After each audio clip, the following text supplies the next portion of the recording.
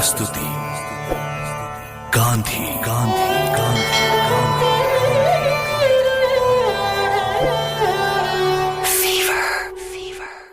Sir, मैं आपसे पूछता हूँ।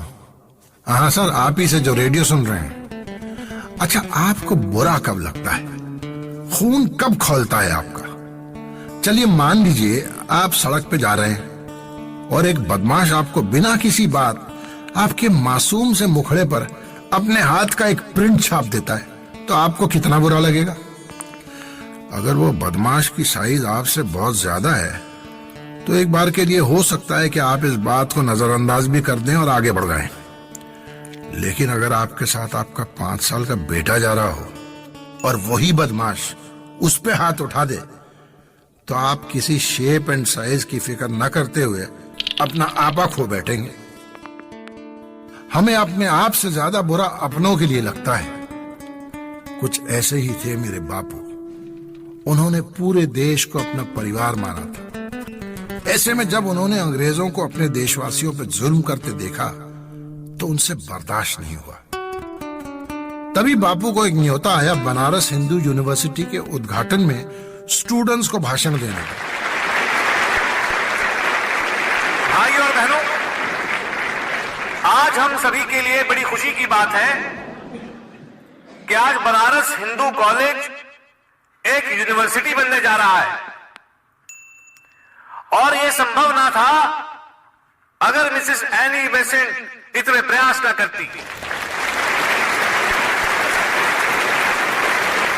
मिसेस एनी बेसेंट ने एक अंग्रेज महिला होने के बावजूद होम रूल लीग की स्थापना की है और भारत में रहकर वे लोगों की सेवा कर रही हैं।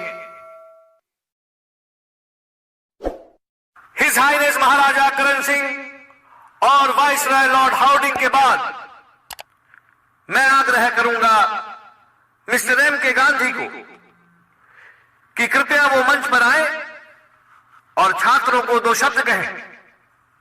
मिस्टर गांधी।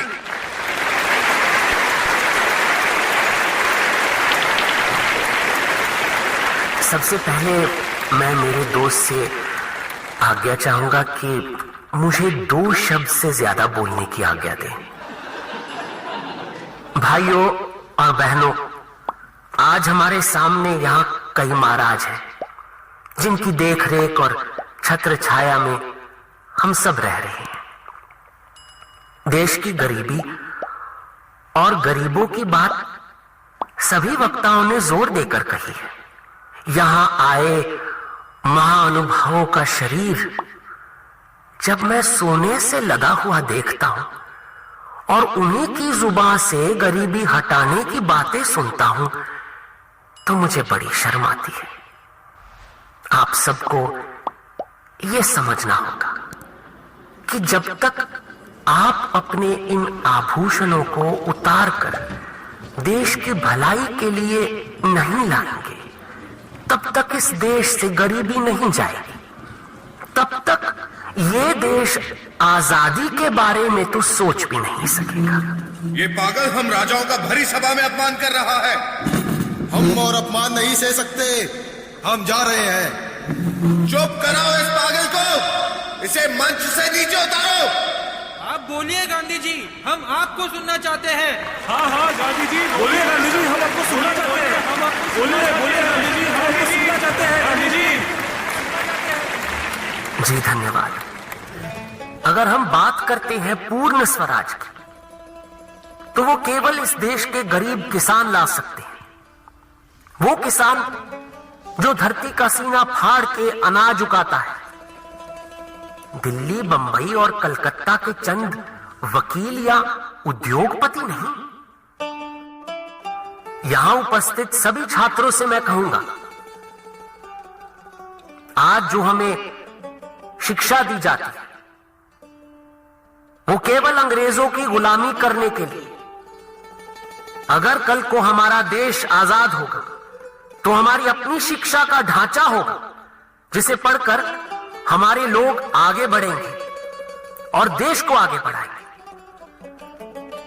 न कि सिर्फ अंग्रेजों के लिए बाबूगिरी करेंगे। ना, ना, हमें केवल सत्य का साथ देना चाहिए।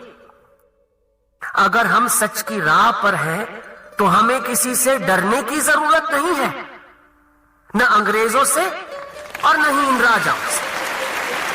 मिसेस एनी बेसेंट, सभी राजा महाराजा सभा छोड़ चुके हैं।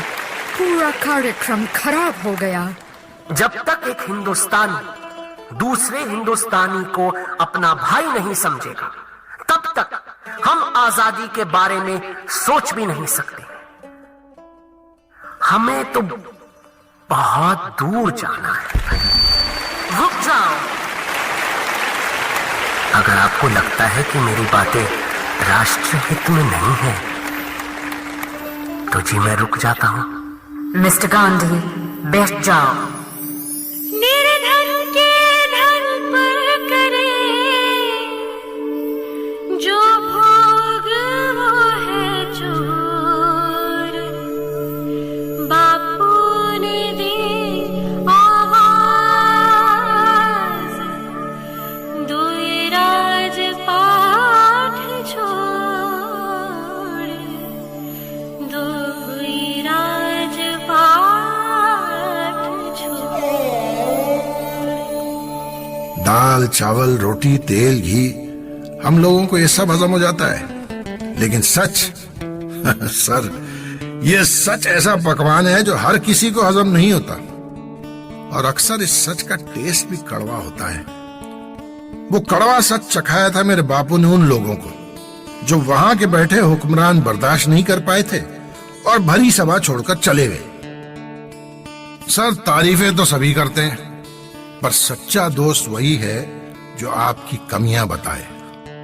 बापू ने पूरे देश को अपना माना था और हर हिंदुस्तानी को अपना भाई, इसलिए हमेशा कड़वा सच कहा, और वो भी सबके मुंह पे।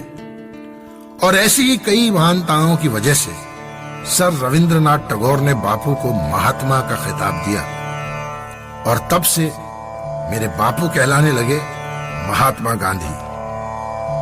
महात्मा गांधी की कहानी को हम आगे बढ़ाएंगे, और ये कहानी इसलिए कि अगर पोरबंदर गुजरात में वो महात्मा नहीं होता, तो न मैं होता और न आप।